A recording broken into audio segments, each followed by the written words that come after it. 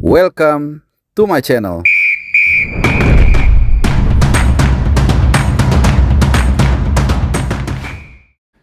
Ya, pertandingan antara Indonesia dan Oman baru saja berakhir.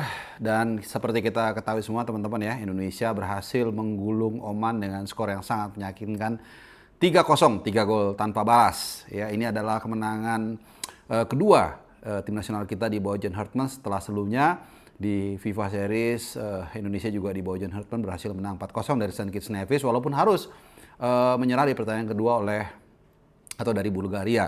Gol-gol diciptakan oleh Justin Abner, gol pembuka melalui tandukan. Ini adalah gol perdana dari El Preman, walaupun dia juga sempat menyebabkan penalti yang berhasil ditepis oleh Emil Audero Mulyadi. Ya, jadi ada kisah menarik soal Mulyadi. Kemudian juga gol kedua diciptakan oleh Ole Romney. Kali ini menunjukkan kembali ada insting dari seorang Ole di mana dia memanfaatkan kesalahan antisipasi clearance dengan bola oleh salah satu pemain Oman, dimanfaatkan. Kemudian kerakusan atau klinikal dari seorang Ole ini kembali terlihat ya, dengan dia langsung membawa sendiri mencetak gol dan kiper juga agak sedikit kurang bagus dalam mengantisipasi, which is memang karena placingnya cukup baik ya dari Ole, dan ini merupakan gol kelima bagi Ole Romney dan tentunya ditutup oleh gol dari Ragnar Orat Mangun ya. Ini tentu hasil yang sangat positif. Bagaimana pertandingan ini juga banyak hal-hal menarik yang bisa kita angkat selain dari kemenangan tersebut. Jadi dari 3 pertandingan di bawah John Hartman ini berarti 2 kali clean sheet dan hanya 1 kebobolan dari Bulgaria. Di Bulgaria pun itu kita bermain cukup baik dengan menyerang dan menekan terus-menerus sepanjang pertandingan walaupun gagal menciptakan gol. Nah, kembali kita ke pertandingan lawan Oman. Ya, secara peringkat Oman ini 79. Kita 122. Jadi terpaut berapa itu? 2, 3, 40-an lebih, 43 strip kita terpaut, tapi memang kualitas kita tidak bisa bohong karena masuknya para pemain diaspora dalam 1-2 tahun terakhir itu belum terkejawantakan dalam pertandingan-pertandingan yang banyak sehingga kita bisa memperbaiki posisi kita. Kita lihat tadi bagaimana babak pertama dengan menurunkan formasi andalan 3-4-3 Indonesia langsung menekan dan langsung dapat 2 gol ya di babak yang pertama. Nah, dari komposisi pemain dulu ya, seperti biasa Emil Audero ini menjadi penjaga gawang andalan bagi tim nasional kita dengan kelebihan dia adalah bilap serangan ya. Karena dulu sebelum ada Emil kita sangat bertumbuh dengan Martin Paes. Kemudian datang Emil Audero, pelan tapi pasti dia mulai menunjukkan bahwa dia pantas juga untuk menjadi penjaga gawang utama Indonesia. Itu tadi kelebihannya adalah dia bilapnya memang lebih bagus. Tapi Martin Paes juga gue rasa sebagai stopper juga oke. Jadi ini 11-12 gue rasa kita sangat nyaman ya di lini belakang terutama di penjaga gawang. Jadi manapun yang siap atau amit-amit salah satu ada yang berhalangan atau cedera, itu penjaga gawangnya sangat selevel ya. Bahkan Nadeo pun menurut gue sangat baik juga ya, penjaga gawang dengan save terbanyak di Super League kemarin. Emil Audero itu penjaga gawang dengan save terbanyak di Serie A. Sementara Martin Paes adalah penjaga gawang yang kemarin berhasil membawa Ajax lolos ke kompetisi Eropa Conference League melalui adu penalti ya. Dia melakukan save 2 kali dan di open play pun terutama di babak pertama saat itu dia main cukup bagus. Jadi penjaga gawang ini kita sangat aman lah. Belum masih ada penjaga gawang muda Cahya Supriyadi, bahkan kalau mau dimasukin juga yang baru membawa hat-trick yaitu Teja Pakualam. Nah, kemudian Rizky Ridho ini seperti biasa menjadi penjaga wilayah Akamsi ya, CB kanan. Ini menjadi wilayah domainnya dia lah. Dan dia juga menggantikan peran kaptensi dari Jay Itzes yang berhalangan ya dipegang oleh Rizky Ridho. Sementara si Janggung Elkan Bagot menggantikan posisi bermain dari Jay Itzes sebagai CB tengah. Dan seperti biasa, the one and only El Preman ada di CB kiri. Tadi udah kita singgung dia mencetak gol perdana buat Timnas Merah Putih setelah dia menjadi warga negara Indonesia mungkin sekitar 2 tahunan. Dan tentu kita tahu semua kemana didedikasikan gol debutnya buat tim nasional Indonesia ya. Dan kemudian Kevin Dix di kanan bermain sangat firm. Dan Nathan di kiri juga bagus. Ada peluang juga dari Nathan di awal-awal pas masih kosong-kosong dengan tandukan. Luar biasa. Yang passing kipasnya itu Rizky Ridho. Kemudian yang nanduk itu Nathan Choaon. Tandukannya bagus, kenceng, tapi memang kiper Omannya posisinya sangat baik ya. Sehingga ya tidak gol, itu aja ya. Kemudian di lini tengah double pivotnya siapa lagi kalau bukan Joe Pelupesi dan Ivar Jenner. Mungkin kalau ada Tom Hai nanti sudah sudah selesai masa hukumannya, kemungkinan besar Tom Hai yang akan berduet dengan Joe Pelupesi. Dan di depan ada trio apa nih ya, Ole, Ragnar, OR, sama Beckham. Trio Bor kayaknya. Ini spontan ya, gue nggak nyiapin ya. Beckham, nah ini juga menarik ya, pemain yang baru saja membawa Persib hat-trick. Ini apa ya, karirnya bagus banget. Pelan-pelan tapi pasti dia mulai menjadi katalisator di Persib, menjadi pemain inti. Kemudian dipanggil, kalau gue nggak salah itu di zamannya waktu lawan China ya, di era Patrick Kluivert. Dia main di babak yang kedua, mainnya bagus. Walaupun pas di round 4 waktu lawan Saudi ya, starter dia memang kurang bagus. Tapi it's okay, pelan-pelan kita lihat dia mulai reguler.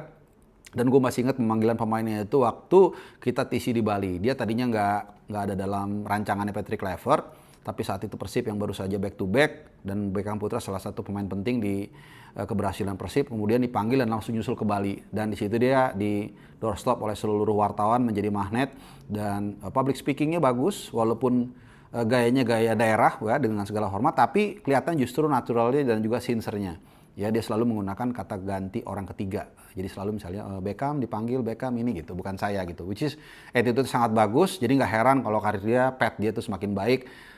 Mudah-mudahan nanti semakin matang lah permainannya dan bisa menjadi bagian inti dari tim nasional kita. Oleh nggak usah ditanya, kita sudah singgung juga tadi, ini pemain yang sangat kita andalkan dan populasinya nggak banyak gitu. Jadi kalau dia kayak round 4 kemarin dia cedera, itu kita langsung ambruk. Nah ini yang perlu dipikirkan, siapa kira-kira pelapis atau pengganti dia yang sepadan. Ya Luke Fikri banyak yang menanti karena memang kemampuannya 11-12 dengan Ole kalau kita ngeliat mainnya di MacArthur. Dan satu lagi Ragnar yang baru saja ketemu sama bosnya Bang Sihar di Hotel Langham ya. Dan kita tunggu juga kemana dia akan berlabuh musim depan. Seperti harapan banyak orang, biasanya kita berharap dia tetap di Eropa. Jadi secara umum susunan pemain ini susunan yang terbaik, meskipun kemudian di babak yang kedua John Hartman mulai melakukan rotasi, memasukkan beberapa pemain Super League lah, jangan bilang pemain lokal, nanti dibilang jangan beda-bedain. Tapi memang faktanya nanti ada perbedaan. Di AFF itu hanya pemain yang bermain di Super League dan Asia Tenggara. Jadi kayak seperti Sandy Walsh, dan mungkin ya kalau dipanggil misalnya Pratama Arhan, siapa lagi Asnawi, intinya mereka kan libur juga karena sama-sama main di AFF. Itu yang akan menjadi tulang punggungnya tim nasional kita di AFF. Jadi mulai dimasukin tuh Donitri seperti biasa lah.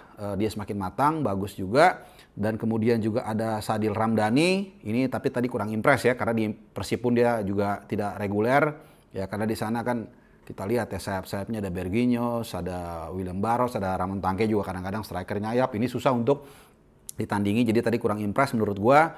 Mauro Zelstra jujur juga nggak ngerti ini mau ngapain, nggak ada gunanya, to be honest, lari juga nggak bisa, kemudian siapa lagi tadi, the one. Sebenarnya gue pengen lihat Ryan Hanan ya. Mudah-mudahan nanti di pertandingan berikutnya dia main dan gue yakin dia main. Yang tadi juga menyita perhatian, the one and only, last but not least adalah Matthew Baker. Wah luar biasa. Seperti prediksi gue, di antara dua pertandingan ini hampir pasti dia akan diturunkan. Karena memang kita perlu mengunci dia nih secara regulasi. Kalau dia udah main, udah dapat caps tadi, dalam usia berapa? Gue lupa ya. Kalau nggak salah 17... Bentar ya, kita lihat contekan dulu. 17 tahun, sekian,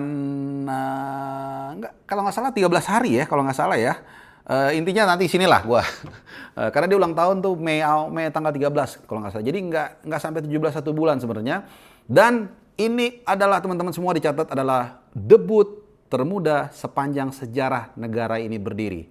Debut termuda sepanjang sejarah timnas. Luar biasa ya, jadi ya anggaplah 17 tahun 3 minggu gitu ya.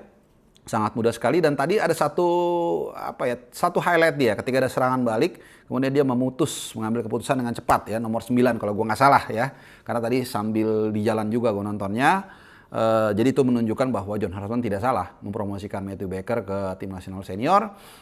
Bukan sekedar hanya kasih impression buat dia dan orang-orang, enggak.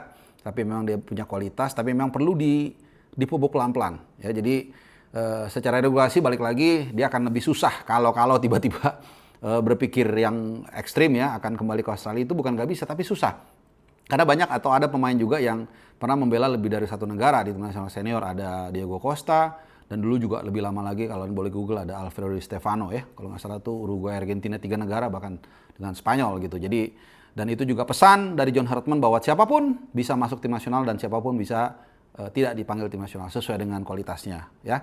Jadi Matthew Baker selamat, luar biasa, bangga sekali, dan umurnya masih 17 tahun. Kalau asumsi back itu bisa main sampai 32, 33, maka akan terbentang 15 tahun yang mudah-mudahan dia menjadi tulang punggung bagi tim nasional kita, dan mudah-mudahan juga Matthew Baker yang lain juga lahir dalam berbagai posisi. Nah, teman-teman, mudah-mudahan ranking poin kita naik, semangat kita juga naik, motivasi kita naik juga. Tapi jangan lupa persiapan untuk KFF dan laga menghadapi Zimbabwe atau Mozambik ya, gue sering lupa.